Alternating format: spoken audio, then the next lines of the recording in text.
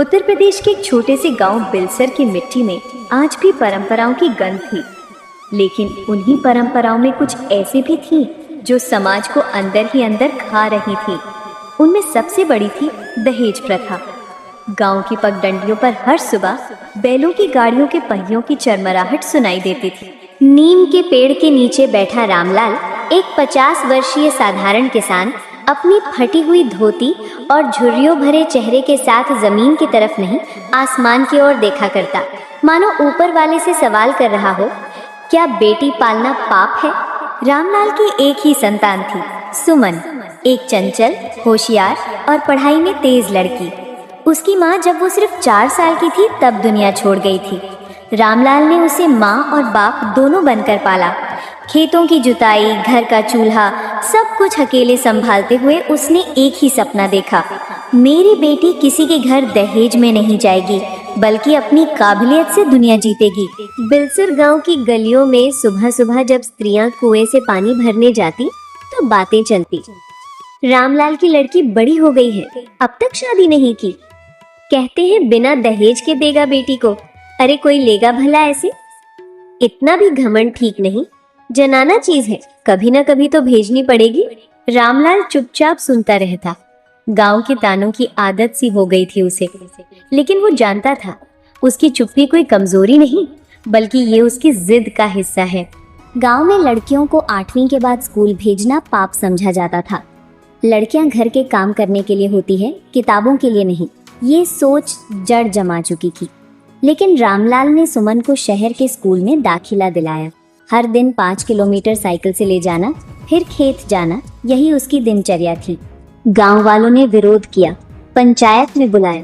पंच बोले, रामलाल, तू अपनी बेटी को स्कूल भेजकर गांव की लड़कियों को बिगाड़ेगा? अगर पढ़ाई से बिगड़ती तो बेटों को क्यों पढ़ाते हो? रामलाल का जवाब सुनकर सभा सन्न रह गई। सुमन के मन में कभी डर नहीं था। वो जानती थी उसके पिता उसकी ढाल है। सुमन पढ़ाई में अव्वल आती रही। उसके चेहरे की चमक, उसकी आंखों में सपना था, पिताजी, मैं आपकी बेटी नहीं, आपकी सबसे बड़ी जीत बनना चाहती हूँ। मेरी बेटी जब कलेक्टर बनेगी तो मैं चौपाल में बैठकर बताऊंगा, ये है मेरी कमाई। जब सुमन 20 वर्ष की हुई तो पहला रिश्ता आया, पास के गांव से एक बैंक कर्मचारी का। लड़के के घर वाले शहर से थे, मगर संस्कार पुराने। दहेज में एक बाइक, एक फ्रिज और 1 लाख नकद दे दीजिए, लड़की पसंद है हमें। रामलाल ने सिर झुकाकर कहा, माफ कीजिए, मेरी बेटी बिकाऊ नहीं है। मैं आपकी सारी मांगे पूरी नहीं कर सकता, लेकिन हाँ, बेटी की अच्छाई जरूर दे सकता हूँ। रिश्ता टूट गया। गांव में हल्ला मच गया। रामलाल ने रिश्ता ठुकरा दिया, इतनी हिम्मत! अब बेटी कुंवारी रह जाएगी सारी उम्र। रामलाल चुप रहा, लेकिन उस रात उसने आसमान की तरफ देखा और कहा, हे भगवान, मेरी बेटी की कीमत कोई नहीं समझ सकता, पर एक दिन वो खुद अपनी कीमत दुनिया को बताएगी। सुमन अब गांव की पहली लड़की बन चुकी थी जो स्नातक की पढ़ाई के लिए शहर जा रही थी। ये निर्णय रामलाल के लिए आसान नहीं था। हर ओर बातें होने लगी। लड़की को अकेली शहर भेज दिया। रामलाल का दिमाग खराब हो गया है। कल को कुछ गलत हो गया तो कौन जिम्मेदार होगा? रामलाल इन बातों से डगमगाया नहीं। उसने बेटी को स्टेशन तक पहुंचाया और जाते वक्त बस इतना कहा, बेटी, याद रखो, तुम मेरा आत्मसम्मान हो। दुनिया कुछ भी कहे, तुम खुद से कभी मत हारना। सुमन की आंखें भर आईं। पहली बार वो पिता से दूर जा रही थी, लेकिन हौसला उसके साथ था। शहर का कॉलेज एक नया अनुभव था। यहाँ लड़के लड़कियां बराबरी से पढ़ते, अपने विचार खुलकर रखते। सुमन ने खुद को किताबों में डुबो दिया। सुबह 6 बजे उठना, नाश्ता खुद बनाना, फिर कॉलेज, लाइब्रेरी, फिर वापस कमरा, यही दिनचर्या थी। पढ़ाई के साथ साथ वो यूपीएससी की तैयारी करने लगी। वो जानती थी एक अधिकारी बनकर ही वो अपने पिता की उम्मीदों को साकार कर सकती है। हर हफ्ते पिता को चिट्ठी लिखती, पिताजी, मैं हर दिन खुद को आपकी मेहनत के लायक बनाने की कोशिश करती हूँ। दहेज नहीं, मैं आपको गर्व दूंगी। उधर गांव में रामलाल अकेले हो गया था। खेत वही थे, काम वही था, लेकिन बेटी के बिना घर सूना लगता। गांव वालों की बातें अब और जहरीली हो चली थी। बेटी शहर में अकेली है, भगवान बचाए। लड़की को पढ़ा के कौन सा चांद तोड़ लेगा ये? रामलाल अब जवाब नहीं देता, सिर्फ मुस्कुराता। मेरी बेटी जो कर रही है वो तुम सब की बेटियां कभी सोच भी नहीं सकती। 3 साल बीत गए। सुमन अब यूपीएससी के अंतिम राउंड तक पहुंच चुकी थी। इंटरव्यू बाकी था। इस बार अगर चुकी तो 1 साल और तैयारी करनी पड़ती। सुमन ने एक पुराने कंबल पर बैठकर अपने किराए के कमरे में पिता की चिट्ठी खोली। उसने चिट्ठी को छाती से लगाया और मन ही मन कसम खाई, अब हारने का हक नहीं। इंटरव्यू में सुमन से एक सवाल पूछा गया। आप दहेज प्रथा के बारे में क्या सोचती हैं? सुमन ने दृढ़ता से उत्तर दिया, मेरे पिता ने मेरी शादी के लिए 1 पैसा भी दहेज नहीं बचाया, लेकिन मेरी पढ़ाई के लिए अपनी पूरी जिंदगी की कमाई लगा दी। यही मेरे देश की जरूरत है। बेटियां जो बोझ नहीं, उम्मीद है। बोर्ड सन था। किसी ने पहली बार इतना भावनात्मक लेकिन सशक्त उत्तर दिया था। रात 9 बजे रिजल्ट आया। सुमन वर्मा, भारतीय प्रशासनिक सेवा, IAS, रैंक 41। उसने पिता को फोन मिलाया। हेलो, नमस्ते पिताजी। हाँ बेटी, कैसी हो? पिताजी, मैं अब अधिकारी बन गई हूँ। रामलाल की आंखों से आंसू बह निकले। उसने कहा, हे भगवान, तूने मेरी जिंदगी सफल कर दी। अगले दिन स्थानीय अखबार की हेडलाइन थी, बिन दहेज की बेटी बनी IAS, गांव वालों को मिला करारा जवाब। पत्रकार सुमन से मिलने आए। कैमरे के सामने उसने कहा, अगर मेरे पापा दहेज के सामने झुक जाते तो आज मैं किसी रसोई में झुकी होती। गांव की महिलाएं पहली बार सोचने लगी, क्या वाकई हमारी बेटियां भी इतना कर सकती हैं? सुमन की सफलता की खबर जैसे ही गांव तक पहुंची, बिलसर की हवाओं में बदलाव आ गया। जो जुबानें पहले ताने देती थी, अब तारीफ के गीत गा रही थी। रामलाल की बेटी ने तो कमाल कर दिया। पहली लड़की जो अफसर बनी हमारे गांव से। बिन दहेज की बेटी अब सबकी बेटी बन गई। रामलाल अब चौपाल में सम्मानित अतिथि के रूप में बैठता। पहले जो आंखें उसकी गरीबी पर हंसती थी, अब झुककर सलाम करती। करीब 4 साल बाद जब सुमन गांव लौटी तो वो अब वही पुरानी सुमन नहीं रही थी। अब उसकी चाल में आत्मविश्वास था, चेहरे पर गरिमा, आंखों में साहस और निर्णय की चमक थी। गांव की बच्चियां उसे देखकर कहती, दीदी की तरह हमें भी पढ़ना है, मैं भी कलेक्टर बनूंगी। रामलाल की आंखों से खुशी के आंसू रुक नहीं रहे थे। देखा बेटी, तू अकेली नहीं लड़ी, तूने एक पूरी पीढ़ी को सोचने पर मजबूर कर दिया। अब वो समय आ गया था जब समाज खुद रिश्ता लेकर रामलाल के पास आने लगा। हमारे बेटे को दहेज नहीं चाहिए, आपकी बेटी तो रत्न में है। पहले जो लोग रामलाल को दहेज के बिना लड़की का रिश्ता ना मिलने की बात कहते थे, अब वही लोग रिश्ते की लाइन में खड़े थे। रामलाल ने सुमन से कहा, बेटी, अब समाज ने अपनी सोच बदली है, अब तुम खुद तय करो कि क्या चाहती हो। पिताजी, मैं शादी जरूर करूंगी, पर अपने उसूलों पर। न दहेज दूंगी, न लूंगी और न ही झुकूंगी। एक दिन एक चिट्ठी आई। भेजने वाला था अभय शर्मा, एक शिक्षक जो दिल्ली में सरकारी विद्यालय में कार्यरत था। उसने लिखा था, मैंने आपके बारे में पढ़ा, आपके विचार सुने, मुझे आपके आत्मसम्मान से प्रेम हुआ है। मैं भी एक शिक्षक हूँ, आपके बराबर नहीं, लेकिन आपकी सोच का सम्मान करता हूँ। अगर आप मुझे एक साथी की तरह स्वीकार करें तो मैं गर्व से कहूँगा, मुझे दहेज नहीं, सुमन जैसी सोच चाहिए। सुमन पहली बार भावुक हो गई। उसने उत्तर दिया, आपका पत्र मेरे लिए प्रस्ताव नहीं, आदर है। मैं आपको एक साथी के रूप में देखना चाहूंगी, बिना दिखावे, बिना शर्त। शादी की तारीख तय हुई। समारोह सादा था। गांव के मंदिर में सिर्फ परिवार और कुछ नजदीकी लोग। न बैंड बाजा, न घोड़ी, न लहंगा, न सोने की जंजीरें।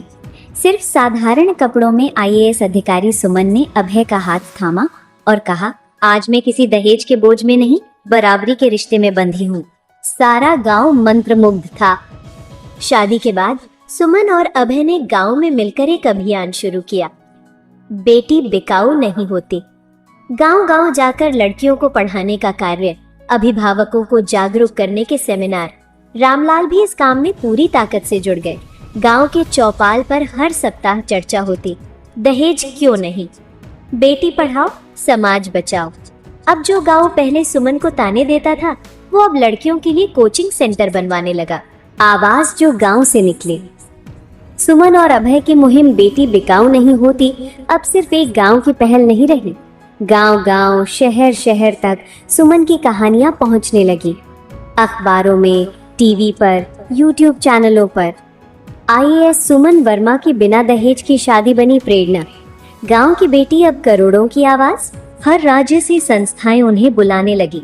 कॉलेजों, पंचायतों और सरकारी मंचों पर सुमन बोलने जाती और हर जगह एक ही बात कहती, दहेज देना सिर्फ गलत नहीं है, ये हमारी बेटियों को कमजोर बनाने का तरीका है। एक पिता बेटी को जन्म से पालता है और फिर उसे बेचकर समाज को संतुष्ट करता है। अब वक्त है ये सोच बदलने का। सुमन ने अभय और अन्य समाज सेवकों के साथ मिलकर एक राष्ट्रीय याचिका तैयार की। दहेज मांगने पर सख्त सजा और बिना दहेज विवाह को टैक्स लाभ। ये प्रस्ताव केंद्र सरकार तक पहुंचा। कई सांसदों ने समर्थन किया। कुछ महीनों के भीतर इस पर चर्चा शुरू हो गई। सुमन संसद की सामाजिक न्याय समिति के सामने बोलने पहुंची। उसने आंकड़े रखे। हर साल दहेज के कारण 7,000 से अधिक मौतें, लाखों गरीब परिवार कर्ज में, पढ़ी लिखी बेटियां घर बैठी क्योंकि शादी की कीमत नहीं चुका सकते। बातों के अंत में सुमन ने कहा, मैं एक किसान की बेटी हूँ। मेरी शादी में सिर्फ एक जोड़ी कपड़े लगे थे, लेकिन आज मैं आपके सामने खड़ी हूँ। अगर मैं कर सकती हूँ तो हर बेटी कर सकती है। बस समाज को बदलना होगा। 1 वर्ष बाद राष्ट्रपति भवन से पत्र आया, आपको महिला सशक्तिकरण के लिए पद्मश्री सम्मान से नवाजा जाएगा। समारोह के दिन सुमन ने मंच पर आकर राष्ट्रपति के हाथों पद्मश्री ग्रहण किया और फिर भीड़ की ओर देखा। वहां पहली पंक्ति में बैठे थे रामलाल। वही किसान, वही कुर्ता, वही झुकी हुई पीठ, पर आंखों में चमक ऐसी जैसे सारा जीवन सफल हो गया हो। राष्ट्रपति ने कहा, यह पुरस्कार सिर्फ सुमन का नहीं, हर उस पिता का है जिसने अपनी बेटी को बोझ नहीं अवसर समझा। रामलाल की आंखों से आंसू बह निकले। उन्होंने धीरे से कहा, हे भगवान, अब मुझे कोई मलाल नहीं। सम्मान मिलने के बाद सुमन ने अपने गांव बिलसर में एक नया स्कूल खोला, रामलाल कन्या विद्यापीठ। इस स्कूल में कोई फीस नहीं ली जाती थी। सिर्फ एक शर्त थी, लड़की हो या लड़का, दोनों को समान शिक्षा मिलेगी। कोई भी पिता कभी बेटी को बोझ न समझे। अभय अब विद्यालय का प्रबंधन संभालते और सुमन समय निकालकर बच्चों को अपने जीवन की कहानियां सुनाती। कुछ साल बाद रामलाल बीमार हो गए, अस्पताल में भर्ती थे। आखिरी समय में उन्होंने सुमन का हाथ पकड़ा और कहा, बेटी, तूने मुझे समाज में इज्जत दी। अब जब मैं जाऊं तो बस ये वादा कर, तेरी हर बेटी किसी के घर दहेज में नहीं जाएगी, बल्कि खुद की पहचान लेकर जाएगी। सुमन ने उनसे कहा, आपकी बेटी ये वादा हर जन्म में निभाएगी। मैं कोई महान नहीं, बस एक बेटी हूँ जिसने अपने पिता की इज्जत को कभी बिकने नहीं दिया। रामलाल की आंखें शांत हो गई। वे चले गए, लेकिन पीछे एक क्रांति छोड़ गए। बिन दहेज की बेटी अब एक संस्था बन गई थी जो देश भर में लड़कियों को आत्मनिर्भर बनने की शिक्षा देती थी, माता पिता को जागरूक करती थी और दहेज प्रथा के खिलाफ हर कोने में आवाज उठाती थी। रामलाल की मृत्यु के बाद सुमन ने खुद को रोने नहीं दिया। उसने पिता की उस आखिरी इच्छा को जीवन का उद्देश्य बना लिया। अब देश की हर बेटी को ये एहसास दिलाना है कि वो बोझ नहीं, शक्ति है। सुमन और अभय ने मिलकर बिन दहेज की बेटी को एक राष्ट्रीय संस्था में बदल दिया। उसके 3 मुख्य लक्ष्य थे, दहेज रहित विवाह को बढ़ावा देना, लड़कियों की शिक्षा और आर्थिक आत्मनिर्भरता सुनिश्चित करना, पिता बेटी के रिश्तों को समाज में सम्मान दिलाना। वो देश के अलग अलग हिस्सों में जाकर पंचायतों, विद्यालयों, कॉलेजों और यहाँ तक कि जेलों में भी दहेज और स्त्री सशक्तिकरण पर कार्यशालाएं देने लगी। एक दिन एक छोटे गांव की लड़की ने सुमन को पत्र लिखा, दीदी, मैं भी आपकी तरह अफसर बनना चाहती हूँ। पापा मजदूरी करते हैं, मैं उनके लिए लड़ना चाहती हूँ जैसे आपने अपने पापा के लिए लड़ा। आपने जो किया उससे मैं जीने की वजह ढूंढ पाई हूँ। सुमन ने उस लड़की को अपने स्कूल में बुलाया, उसका पूरा खर्च उठाया और जब वो बाद में पुलिस अफसर बनी तो सुमन ने उसी के हाथों में मंच पर पुरस्कार ग्रहण किया। संयुक्त राष्ट्र ने सुमन को विमेन ऑफ चेंज अवार्ड के लिए न्यूयॉर्क बुलाया। वहाँ 60 देशों की महिलाओं के बीच उसने हिंदी में भाषण दिया। मैं उस देश से आती हूँ जहाँ दहेज एक प्रथा है और विरोध एक पाप, लेकिन मैं उस घर से आती हूँ जहाँ बेटी इज्जत थी, बोझ नहीं। और आज मैं दुनिया से कहती हूँ, अगर हम अपनी बेटियों को आजादी दें तो वो पूरी पीढ़ी बदल सकती हैं। जिस समाज में बेटियां बिकती हैं, वहाँ इंसानियत मरती है। जहाँ बेटियां पढ़ती हैं, वहाँ भविष्य मुस्कुराता है। समय बीतता गया। सुमन और अभय की एक बेटी हुई। नाम रखा गया आशा। आशा भी माँ बाप की राह पर चली। जब वो 18 साल की हुई, उसने सुमन से कहा, माँ, मैं भी बिना दहेज शादी करूंगी और अपने जीवन साथी से बराबरी पर खड़ी रहूंगी, ना ऊपर ना नीचे। सुमन ने उसकी पीठ थपथपाई और कहा, बेटी, तू मेरी कहानी का सबसे सुंदर अध्याय होगी। मैं सिर्फ एक किसान की बेटी थी। मुझे कोई महलों में नहीं पाला गया, लेकिन मैंने ठान लिया था कि मेरी पहचान दहेज में नहीं बिकेगी। अगर बेटियों को सम्मान मिलने लगे तो एक दिन ये बेटियां इतिहास बना देंगी। कहानी वही पूरी नहीं होती। आज भी सैकड़ों गांव में सुमन का नाम लिया जाता है, जैसे किसी संत का। हर साल 8 मार्च को बिन दहेज दिवस मनाया जाता है।